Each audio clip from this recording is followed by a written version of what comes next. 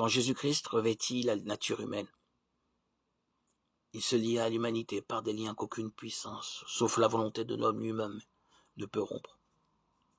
Nous induire à briser ces liens, nous porter à nous séparer volontairement de Jésus sera le but constant des séductions de Satan.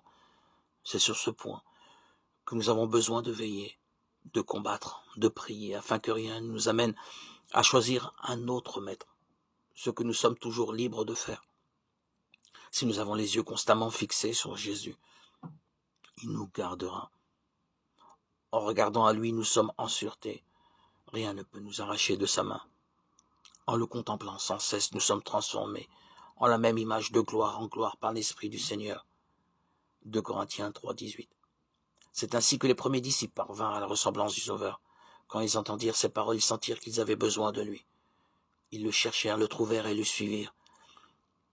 Ils vécurent avec lui à la maison, à table, dans les champs, comme des élèves avec leur maître, recevant chaque jour les vérités qui tombaient de ses lèvres. Comme des serviteurs, ils attendaient ses ordres. Les disciples étaient des hommes de la même nature que nous. Jacques 5, 17. Comme nous, ils devaient lutter contre le péché et avaient besoin de la grâce divine pour suivre le sentier de la sainteté.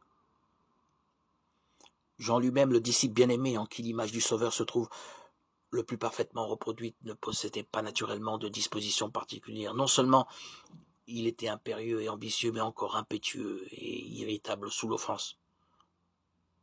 Toutefois, à mesure que le caractère divin se révéla à lui, il eut conscience de ses imperfections et en fut humilié.